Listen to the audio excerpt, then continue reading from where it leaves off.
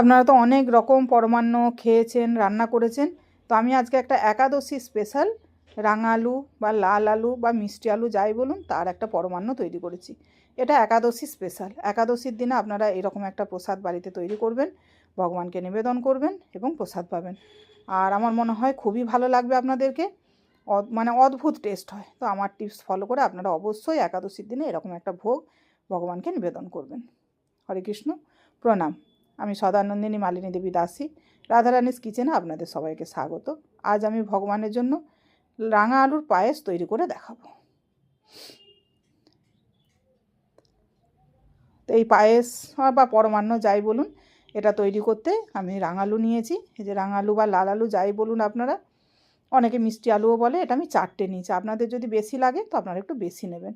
আর এখানে কিছু dry fruit নিয়েছি, আমন্ড, কিশমিশ, কাজু। এখানে আমুল দুধ নিয়েছি 4 চামচ। এটা একটু ওইটা দুধের সাথে দিলে ভালো লাগবে। আর আমি অল্প চিনি নিয়েছি, আর ঘি একটু লাগবে। আমি এটা দেখুন মায়াপুরের ঘি ইউজ করেছি, এই ঘিটাই আমি ইউজ করি, ঘি রেখেছি। এবার আমি মানে ড্রাই ফ্রুটগুলোকে একটু ভেজে নেবো আর রাঙালুগুলোকে গ্রেট করে নেবো। আর আমি এখানে চিনি ইউজ করেছি, আপনারা চাইলে গুড় বা মিছরি এসবই ইউজ করতে পারেন। আর এখানে দেখুন দুধ বসিয়ে দিয়েছি আমি। দুধটা আমার 2 লিটার ছিল, দুধটা অনেকটাই কমে গেছে, কমে ঘন হয়ে গেছে। দুধটা আমি একটু আগেই বসিয়ে দিয়েছিলাম যাতে তাড়াতাড়ি কাজটা হয়ে যায়। আর এখানে আমি এবারে ঘি দিয়েছি কড়াতে। আমি ড্রাই ফ্রুটগুলো সব ভাজবো। তো ড্রাই ফ্রুটগুলো আপনারা আলাদা আলাদা করেও ভাজতে পারেন, মানে কাজু আর আমন্ড একবার ভাজবেন আর কিশমিশটা আলাদা ভাজবেন। কিন্তু আমি এখানে দুটোকেই একসঙ্গে দিয়ে মিডিয়াম আঁচে ভেজে নেবো। দেখতেই পাচ্ছেন বেশ লাল হয়ে গেছে। এবার আমি এগুলোকে তুলে নেবো। তুলে নিয়ে ওই ঘিয়ের মধ্যে আমি কিশমিশটাও দিয়ে দেবো। কিশমিশটা দিয়ে এটাকে বেশ, যখন কিশমিশগুলো একটু ফুলে ফুলে উঠবে তখনই আমি এটাকে, মানে এখন কিন্তু আঁচ কমিয়ে ভাজতে হবে, এটা একটু ধীরে সুস্থে নেড়ে চেড়ে ভাজতে হবে। দেখুন কত সুন্দর ফুলে উঠেছে কিশমিশগুলো। এবারে এগুলোকেও তুলে নেবো। আর দেখুন এটাকে আমি রাঙালুটাকে ছাড়িয়ে বড় গ্রেটারটার সাহায্যে গ্রেট করেছি। দিয়ে ওই ঘিয়ের মধ্যে রাঙালুটাকে দিয়ে নাড়াচাড়া করে একদম কম আঁচে ঢাকা দিয়ে দিয়ে আমি প্রায় 10 মিনিট রান্না করব। যেন এখানেই মোটামুটি ভাজতে ভাজতেই যেন সেদ্ধ হয়ে যায়, কেন ওখানে দুধটা আমি মানে ফুটে ফুটে ওটা প্রায় ক্ষীরের মতোই হয়ে গেছে। তো এবার আমি দুধটাকে একটু ঘন করব বলে সেই জন্য যে আমুল দুধটা নিয়েছিলাম একটু জল গরম করে তার সাথে দিয়ে দিলাম। দিয়ে এরকম সুন্দর করে একটু মিশিয়ে নিয়ে এই দুধটার মধ্যে দিয়ে দেবো। দুধটা আমার একদম ঘন হয়ে গেছে, তাও আরও একটু সুন্দর করব বলে এটা দিয়ে দিলাম। আচ্ছা, আপনারা যদি একাদশীতে কোনো দুধ, এই দুধ বা আমুল দুধ বা গরুর দুধ যদি না পেতে চান, আপনারা যে দুধ পান সেই দুধে করবেন। তো আমরা সব দুধই ইউজ করি, সব দুধই একাদশীর দিনে খাই, সেই জন্য আমি আমুল দুধও ইউজ করেছি, গরুর দুধও ইউজ করেছি। আর এখানে আমার রাঙালুটাও মোটামুটি নাড়াচাড়া করে করে ওটাও প্রায় সেদ্ধ হয়ে গেছে।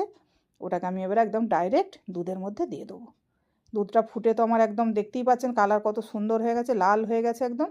ওর মধ্যে দিয়ে এটাকে আমি এবারে ফোটাবো। তো এর মধ্যে আমি যে দেখুন ড্রাই ফ্রুটগুলোর কিছুটা আমি রেখে দিয়েছি, এই যে কিছুটা রেখেছি, এমনি গোটা গোটা দেবো বলে একটু একটু ভেঙে নিয়েছি। আর বাকিটা আমি মিক্সিতে গুঁড়ো করে নিয়েছি। এইটা দিলে এই পরমাণুটার থিকনেসটা অনেক গাঢ় হয়ে যাবে, মানে খুব ঘন হবে আর টেস্টফুল হবে। আপনারা চাইলে এরকম দিতে পারেন, আর যদি না দেন তাতেও সমস্যা নেই, তবে দিলে ভালোই লাগবে, খুবই টেস্টফুল হয়। তা আমি যেভাবে দেখিয়েছি একবার যদি এইভাবে করেন তো মানে আপনাদেরকে বলতে হবে যে হ্যাঁ, একটা রেসিপি একাদশীর দিনে খেয়েছি, খুবই সুন্দর হয়। দেখতেই পাচ্ছেন এর থিকনেস কত সুন্দর এসে গেছে। আর এতে আমি একটু এলাচ দিয়ে দিলাম, ওই 4-5টা দানা এলাচ, একটু ছোট যে হামালদিস্তাগুলো হয় তাতে করে একটু থেঁতো করে নিয়েছি, নিয়ে এর মধ্যে দিয়ে দিলাম। এলাচটা অপশনাল, আপনারা দিলে দিতেও পারেন, না দিলে নাও দিতে পারেন। তা আমি এবারে কাজু আর আমন্ডগুলোকে একটু একটু করে ভেঙে নিয়েছি, আর কিশমিশটা এগুলোকে সবের মধ্যে দিয়ে দিলাম। দিয়ে আর এতে আমি চিনিটাও দিয়ে দেবো।